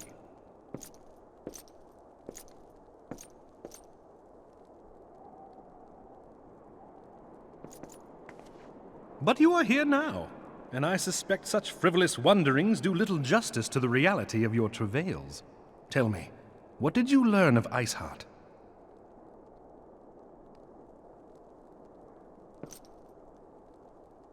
Indeed, and this transpired at Snowcloak? Of all the highlands, that towering wall has borne the worst of the region's brutal shift in climate. So inhospitable has Snowcloak become that we have still to survey the area in its entirety. Could its frozen heights conceal the heretics' hideaway? Mayhap a more robust reconnaissance effort is in order. Putting such considerations aside for the moment, we still know far too little of this Iceheart. That she is capable of commanding such a band of fanatics bespeaks natural authority, and no small measure of charisma. As much as I would like to fathom this mystery with you, the situation has grown beyond my personal purview. I am bound by duty to inform the Temple Knights and request that they bring this matter to its conclusion. Giving the glowing reports the new commander has garnered thus far, I am certain that they can be relied upon to take appropriate action. Though Iceheart's true identity yet eludes us, you have provided us with a point from which to begin. Sometimes it takes but a single stone to prompt an avalanche. On the matter of the stolen provisions, I have already made arrangements for a second shipment to be sent to Revenant's Toll. I could not well allow such an honorable venture to be undermined by one miserable setback.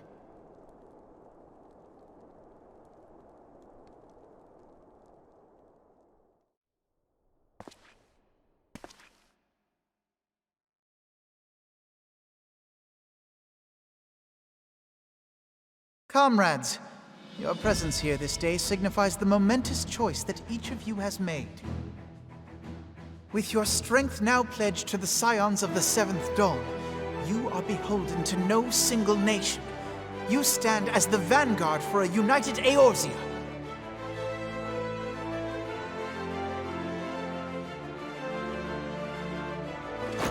From this moment forth, I declare you Crystal Braves, let us mend this fractured realm and face our enemies as one.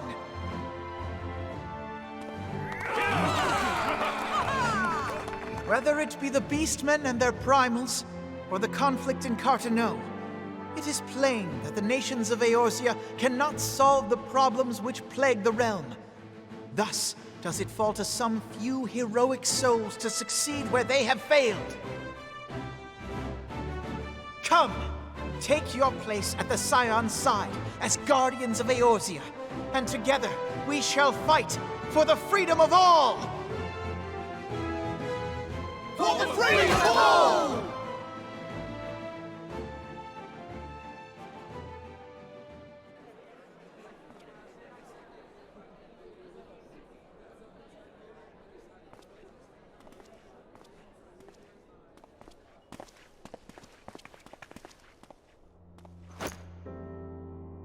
A rousing speech, Alphino.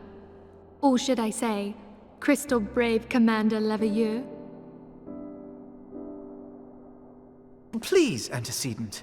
The title is honorary. I shall not be leading the troops into battle, as it were. We are of the same purpose. Let us join hands and do what must be done to save this land. The Scions stand ready.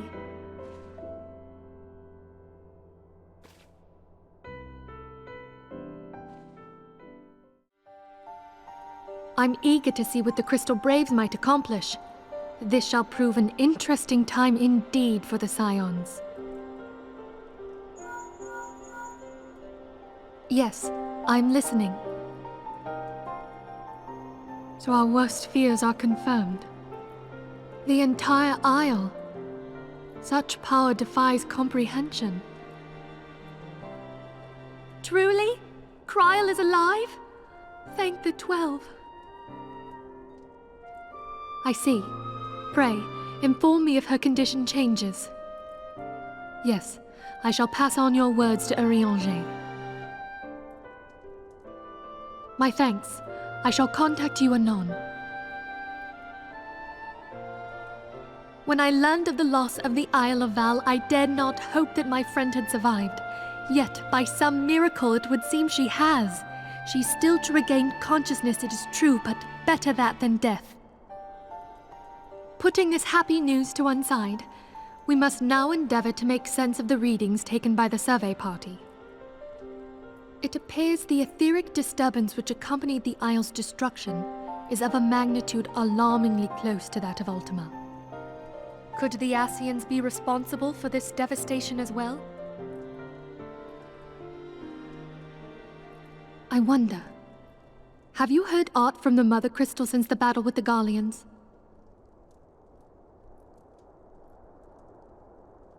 Then she speaks to neither one of us. Heidelind's silence portends naught but ill, I fear. Louisoix, I pray you yet watch over us.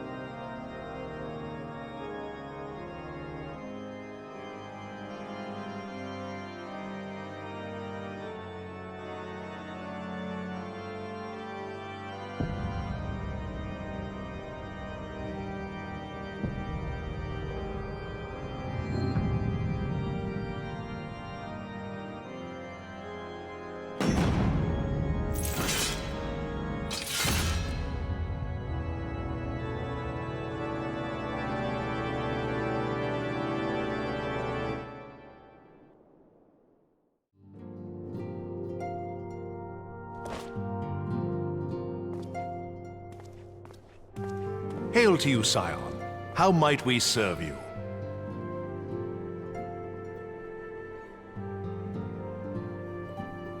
Commander Leveilleur bade you serve us? These are welcome tidings indeed. Given the sensitive nature of the task, I could not rely on one of my own.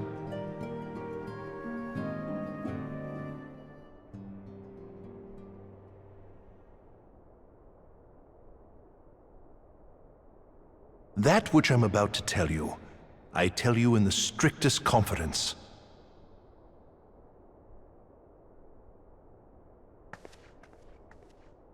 Some days ago, we received certain documents from an anonymous source.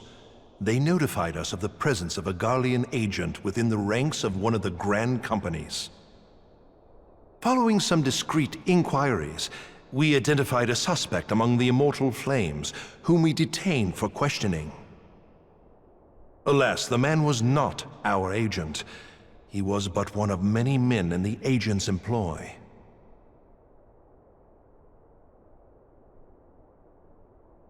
We pressed the traitor for a name, but he had none to give. He claims never to have met his master, whom he knows only as the Ivy. He was, however, certain that this ivy had coiled itself around every part of the Immortal Flames. It would seem our quarry joined the company some time ago, and gradually recruited others to his cause. These conspirators are the vines by which he learns our secrets, all without exposing himself. It won't be easy to identify the ivy amidst this tangled mass of subterfuge, but we have a tendril in our hands, and we shall follow it all the way to the gnarled root.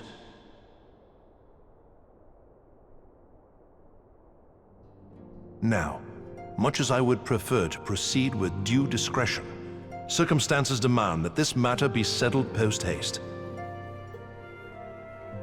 Garlemald's War of Succession nears its end, and it is feared that the Empire will soon resume its march on Eorzea. When it does, we can ill afford to have traitors in our midst. The ivy must be rooted out now. We must begin by apprising General Roban of our findings. I would ask that you accompany me to the Hall of Flames, and remain on hand to see that things go smoothly. Assuming the ivy's tendrils are as widespread as we believe, he will be aware that an investigation is underway, and if that is the case, he may well move against us. We must be prepared for anything, while taking care not to betray our purposes by seeming prepared. A simple enough task for a one-woman army like you.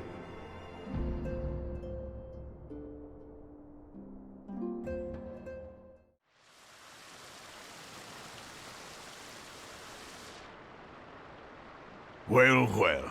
What brings you here, my friend?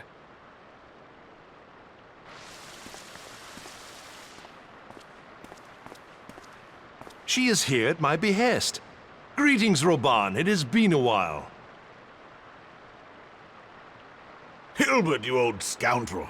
When they told me you'd be visiting, I scarce believed my ears.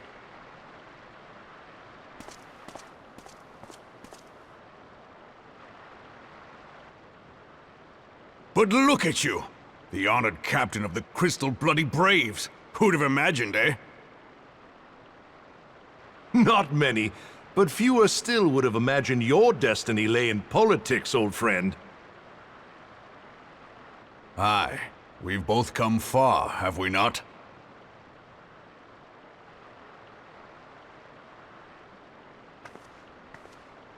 Lest you wonder, Hilbert and I go back a long way. We've been friends and rivals since we were lads. The last time we saw each other, Alamigo had just fallen, so you can guess how many summers it's been. And in all that time, not a word from the fool. Ah, well, my dealings tended toward the modest and mundane, unlike some I could mention.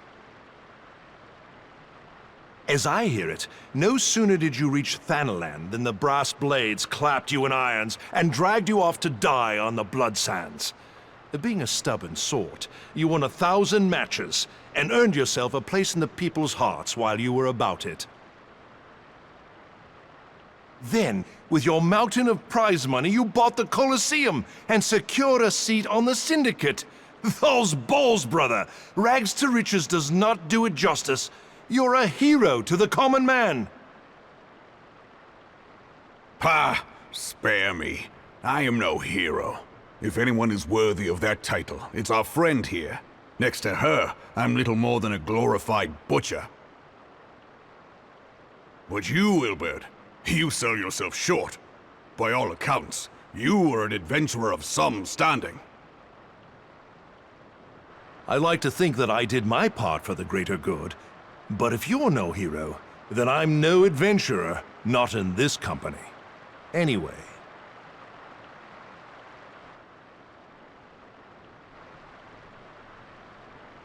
I have tidings. So there has been progress. I've let it be known that this meeting is a reunion between old friends. None will give your visit a second thought. To convene elsewhere would only attract attention. Let us speak here, in plain view of all.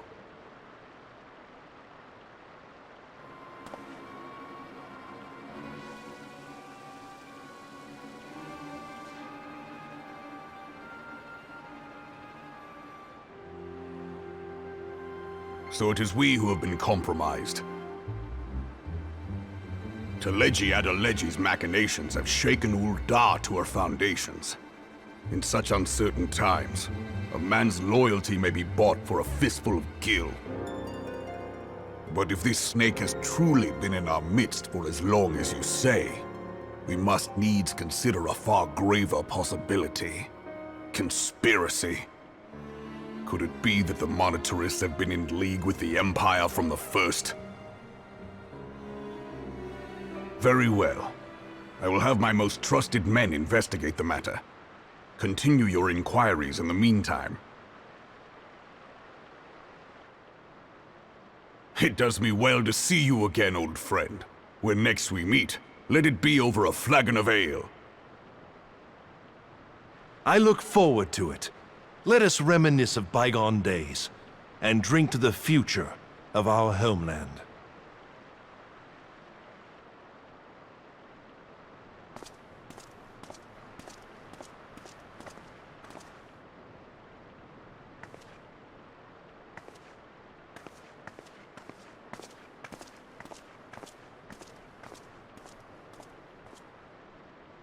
Flame General, you wear the mantle well, old friend.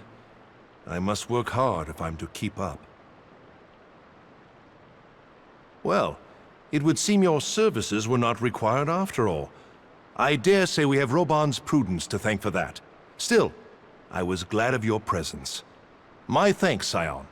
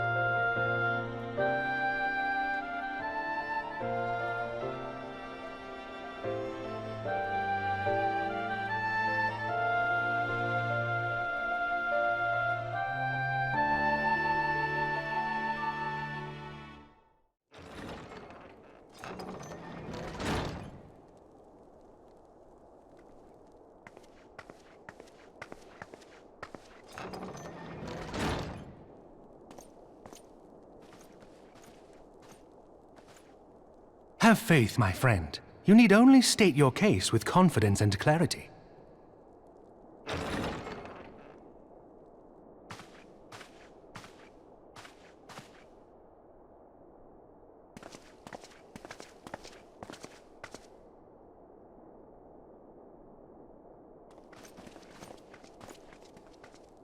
Commander Leveilleur, it is both an honor and a pleasure to meet you. I am Emmerich, Lord Commander of the Temple Knights. Alphinaud Leveilleur, at your service. Your reputation precedes you, Sir Emmerich. I think we will find that we have much in common.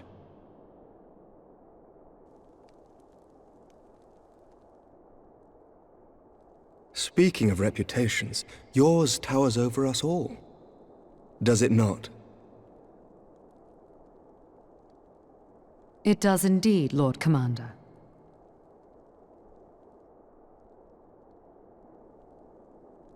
I am not too proud to admit that I have followed your activities with an interest bordering on fascination. Full glad was I to learn that you would be joining us.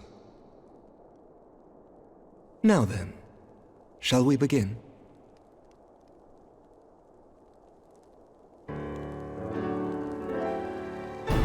We know full well that the Garleans will return in force ere long. What is more, we have yet to achieve a lasting victory over the primal menace. The beast tribes continue to summon their gods, and each incarnation is stronger than the last. Ishgard is not immune to these threats. I must reiterate that it would behoove your nation to rejoin the Eorzean Alliance. Once again, I must respectfully disagree. On what grounds? Despite their presence in Kurthus, the Ixal do not concern us. Their territorial claims pertain to Gridanian lands, and it is the people of Gridania whom they harry. Consequently, the Holy See judges this to be a Gridanian affair, and Ishgard does not intervene in the internal affairs of other nations. Even were that not the case, our forces are wholly committed to the Dravanian conflict. We have not the knights to spare. As for the Garleans, we are not ignorant of history. We have observed the rise and expansion of the Empire, and we agree that it is only a matter of time before they resume their campaign in Eorzea. Then surely it would be in our best interests to present a united front. Mayhap one day, but not yet. Gaius van Belsar is dead, and the legion of conscripts he left behind lacks the will to fight. We think it highly unlikely that they will emerge from behind the walls of their castra for some time. Forgive me, but if Ishgard's position has not changed, why did you agree to this meeting?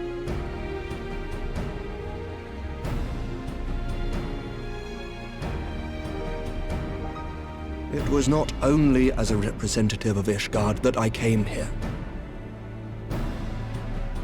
Pardon? It is not within my power to change Ishgardian policy, regardless of my personal feelings. There is, however, one area in which I may exert a measure of influence. Concerns have been raised over the supplies House Fortin has offered to Revenant's Toll. These have led to calls for restrictions on the provision of aid to foreign powers. I can ensure that the shipments continue unabated. Sir Emmerich, we would be in your debt. No, you would not, for I require something in exchange.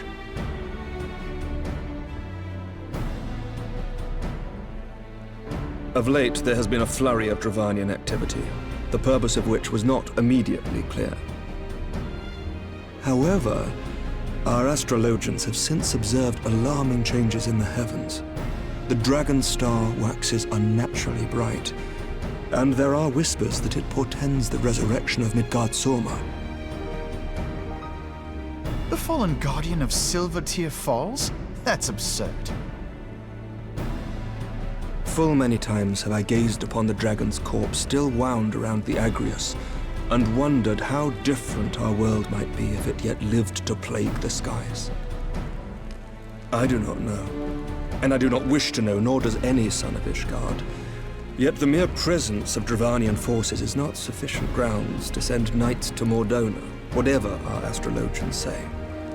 As I told you before, we have not the forces to spare. But we do. So you will intervene on our behalf if we agree to watch over the Keeper of the Lake. Do you accept these terms? I do. I will see that you are kept abreast of any developments. I regret that we could not come to a similar agreement on other matters, but I understand that you are not at liberty to make such decisions. Nevertheless, I hope that what we have accomplished here today will serve to demonstrate to your countrymen that we can work together towards a common goal. Mayhap one day we shall look back on this moment as the first step towards a united Eorzea. Mayhap we shall, Commander.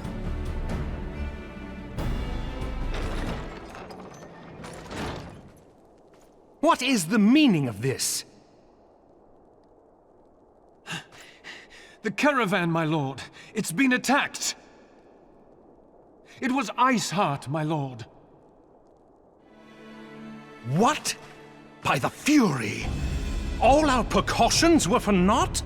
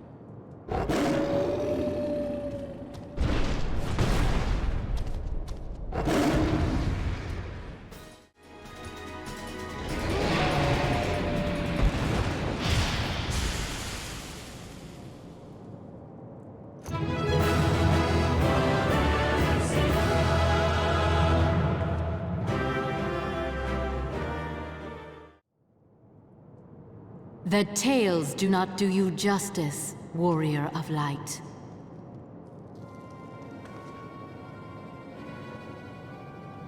Yes, I know who you are, and you know who I am.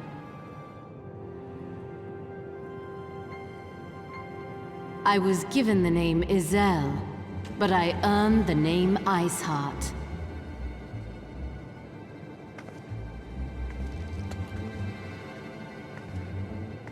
This endless cycle of hatred, of bloodshed, of sorrow. You would see it continue, O noble warrior of light. I would not. I will not. I will bring an end to this war between dragon and man, no matter the cost. In time, you will come to understand that what we do for the greater good. For Eorzea, for Hydaelyn,